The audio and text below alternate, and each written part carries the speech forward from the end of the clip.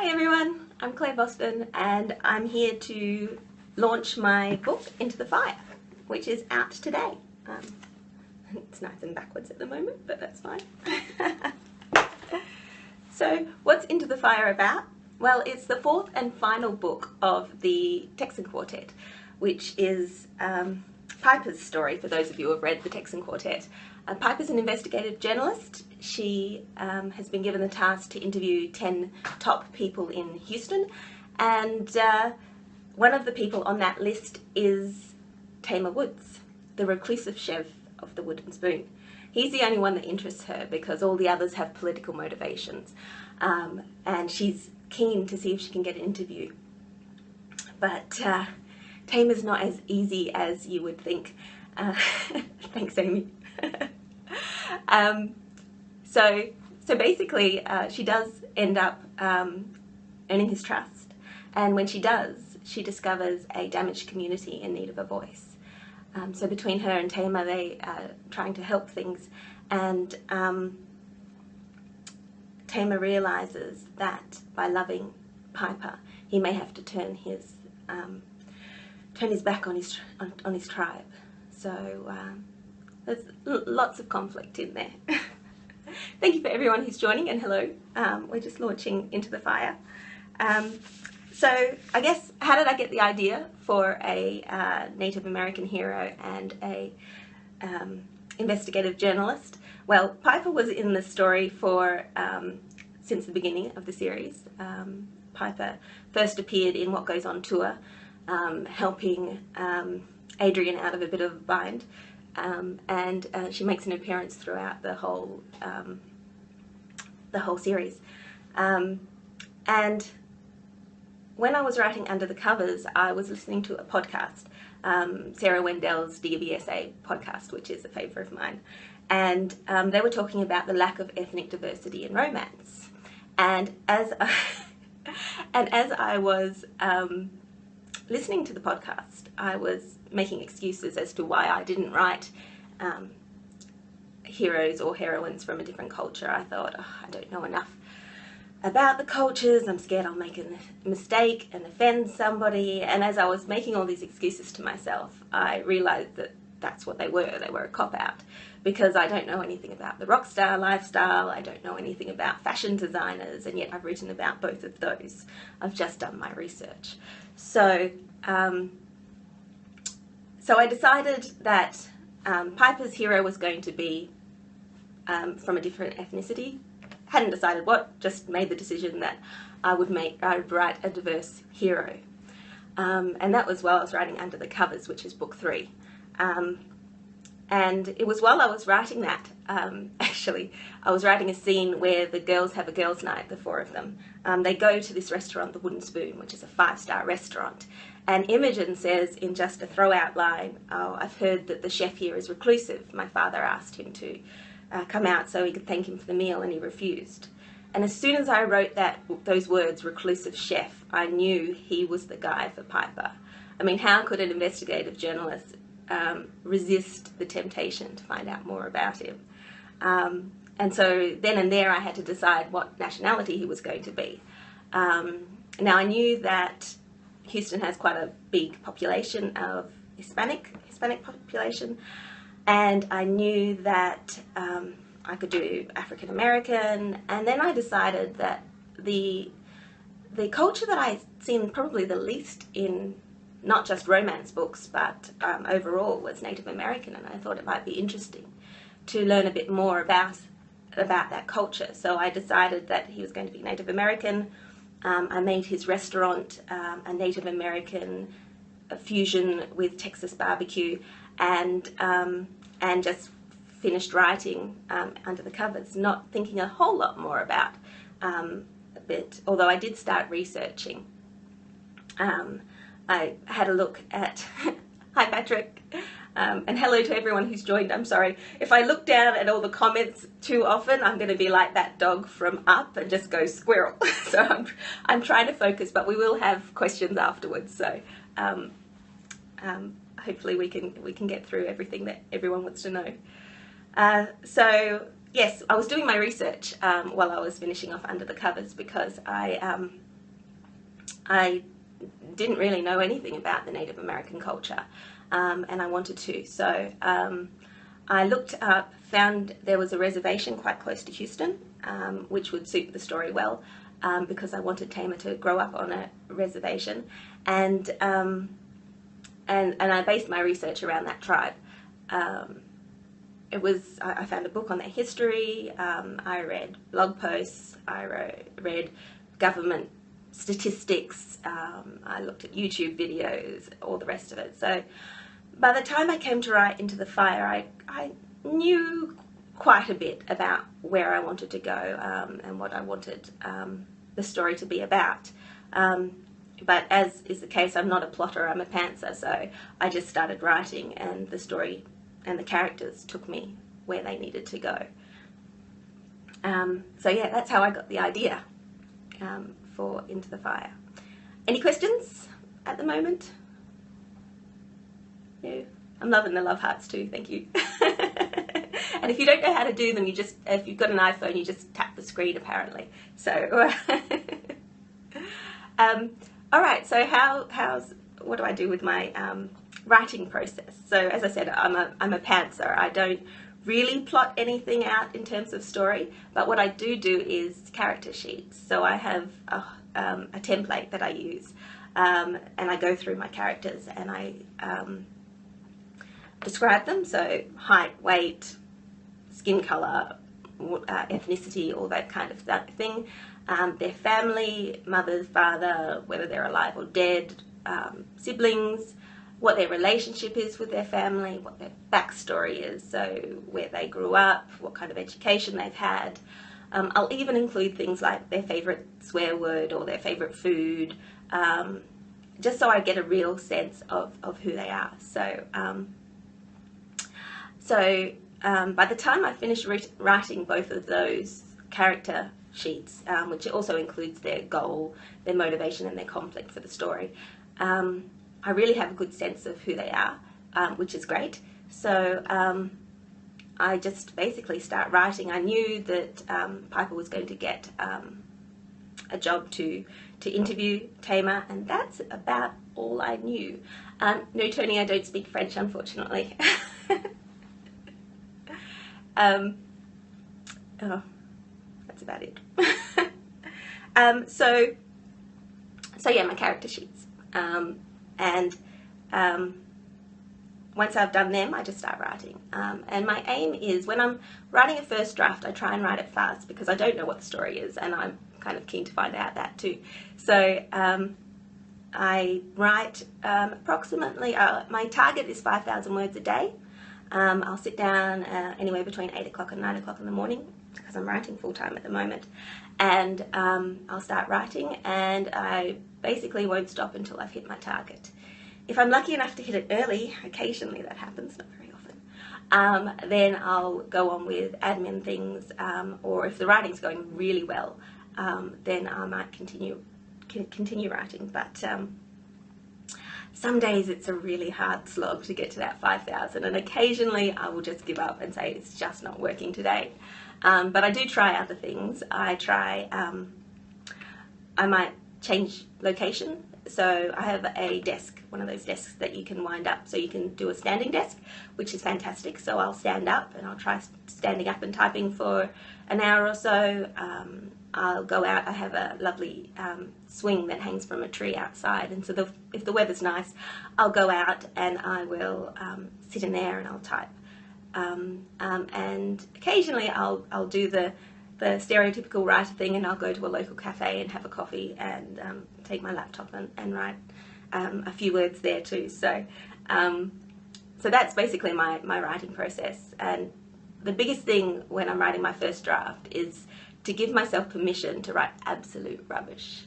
I mean, there are days where I'm writing dialogue that sounds so mundane, and I just feel like I'm writing blah, blah, blah, and it's, yeah, I think you might be right, Amy. So if I just try and push through those hard days, or I'll stop and I'll brainstorm and I'll say, okay, what can this scene do? What does it need to do? And then I'll just sort of keep writing. from there. Anybody got any questions about the book, about writing, about the other books in the series? Anything? Nope. All right.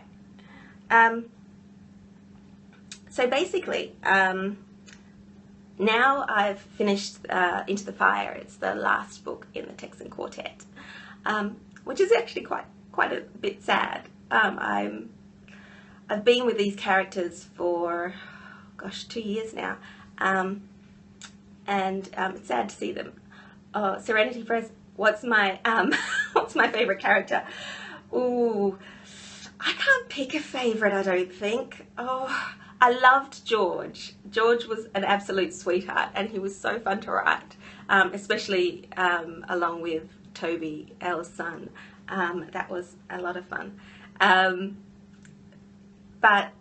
I liked Tamer as well, because he was just such a different character. He was a bit, you might see, he was a bit surly originally, and yeah, I enjoyed writing him as well. And I think Aussie Guy asked, are there going to be any other books in this series? Not at this stage. I have considered a few other stories. I've had a request for Adahe's story, and I was thinking of writing some of Imogen's cousins' stories, but no, not at this stage. It's all, I'm already on to the next series. I'm actually on writing book 3 of my next series at the moment, so I've kind of left the Texan Quartet behind a little bit. There's still more. Oh, Bethany. I won't promise anything to have more in this series. So my next series, though, because I was sad to leave the Texan Quartet, and I was sad to leave. Well, I'd researched Houston, so I was familiar with it. So my next series is also set in Houston. And for those of you who've read the Texan Quartet, when you read the next series, which is the Flanagan Sisters, you will actually see a few Easter eggs in there. So a few references back to the Texan Quartet. There's places or people mentioned in the Flanagan Sisters who were characters in the Texan Quartet. So I hope that. The Flanagan Sisters, yes, they are part Irish. Their father was Irish. Their mother is El Salvadorian. They migrated to Houston when the girls were kids, just after their father died. And the 3 stories follow the sisters. And I guess the theme, if there was a theme of the series, it would be dealing a little bit with what it's like to be a migrant. A lot of it is to do with how the girls felt about their father dying so young. So Carly, who's our oldest, was 8 when he died, and Zita was 3. She's our youngest. And it deals a little bit with how his death shaped the women that they've become. And as always, all my women are strong women, so I enjoy that. Bridget's story is the first. The novel is Break the Rules, and it will be out in April 28th. And Bridget's the middle sister. She is a safety advisor, works on an oil refinery, and knows how to deal with the boys, basically. Her story was quite fun to write, because I had worked on in a processing plant before, so I knew a little bit about safety and working in a male-dominated industry, so that was fun. And then, of course, we have the other stories. So the other stories are out in, I should have looked this up, hang on, calendar, July and October. Carly is the next book. Carly's the older sister. She's a software billionaire, because, you know, I was tired of all the male, alpha male billionaires out there, so my heroine's a billionaire. Yes, Amy, I don't know how.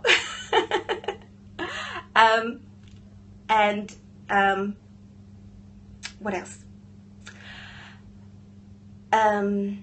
Oh, so Carly's story. So she is a software billionaire, so she's got lots of money, not a lot of time, and her hero is Evan, the artist, who knows that money can't buy you happiness. And then finally we have Zeta, in Blaze the Trail, and it's her story that I'm writing at the moment. And I would tell you what it's about, except I'm only 15,000 words in, and I haven't quite figured out what the story is yet. But I will tell you that her hero is actually a character in All That Sparkles, so he makes an appearance in All That Sparkles. So I will leave you to guess who that might be. Anybody got any questions, either about the Texan Quartet or about the Flanagan Sisters?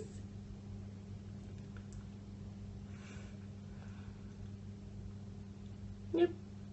Everybody looks like they're... Oh, I should give you time to type, because I always forget you have to type it out.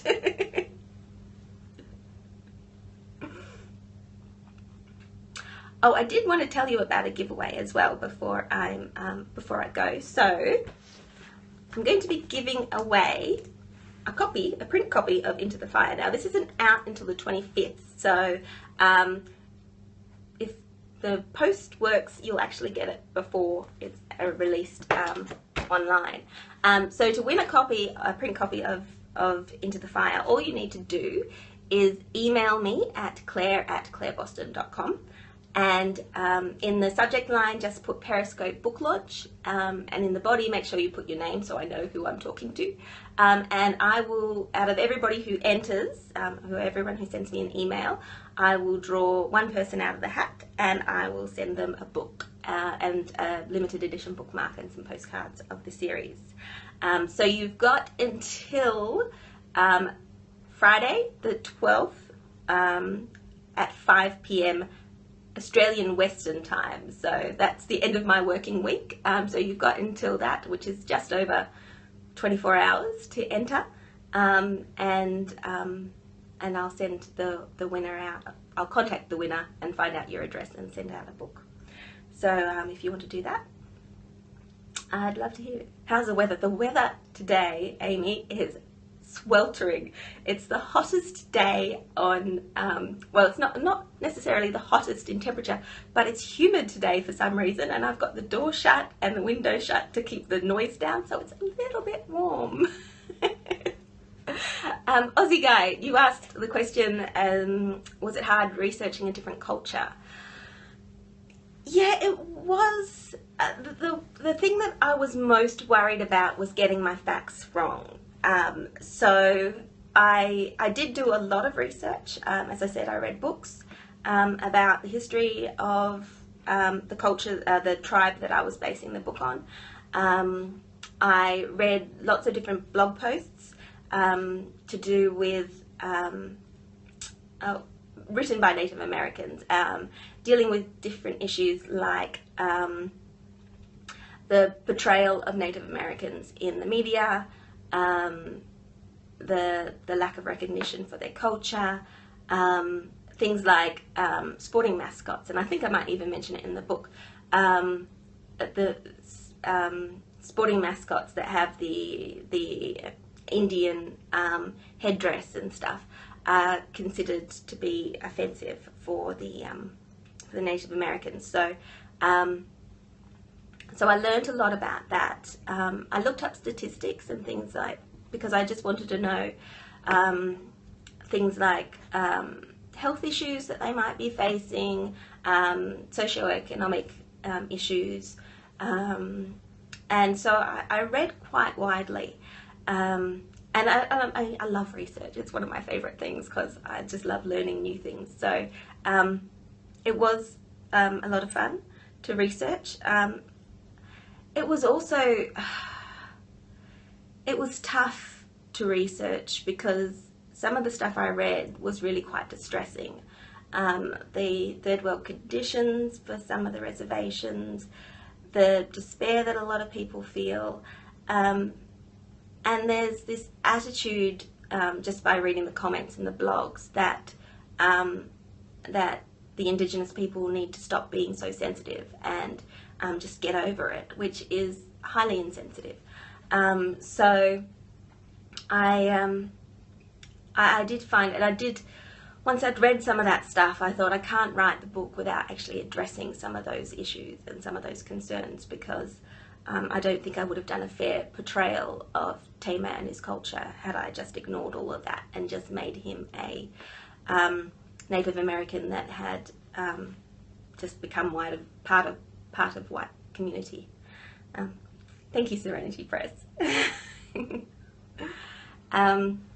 Yeah, so I really hope that I've done it right. I did find a Native American who beta read the whole book. He offered some lovely suggestions, just a couple of sentences or phrases that I just tossed out there, not thinking about it, that he said, "Ooh, wait, that's going to be, could be read the wrong way and maybe considered offensive." So I fixed up a few of those sentences, and he told me about a couple of other issues that I hadn't been aware of, so I worked those into the book as well, which was invaluable. Yeah, so any other questions? This hasn't been as hard as I'd hoped, as hard as I thought. I was so worried nobody would turn up, but there's 12 of you now, so that's nice. Thank you. Oh, and I do love the love hearts. They're so sweet.